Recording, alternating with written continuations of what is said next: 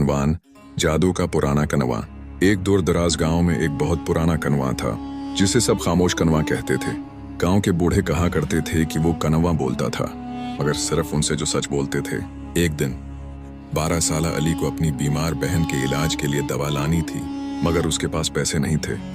गांव वालों ने कहा, अगर तुम्हारे दिल में नेकी है तो कनवा तुम्हारी मदद करेगा।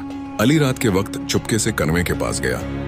उसने कनवे से कहा, मैं अपनी बहन के लिए कुछ मांगने आया हूँ। मेरे दिल में कोई लालच नहीं, बस उसकी जान बच जाए। कनवे से हल्की सी रोशनी निकली।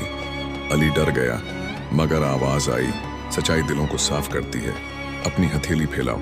अली ने हाथ बढ़ाया तो उसकी हथेली पर एक छोटा सा नीला शीशीनुमा तावीज आ गिरा। साथ ही आवाज आई, इसे अपनी बहन के पानी में घोल देना, शफा मिलेगी।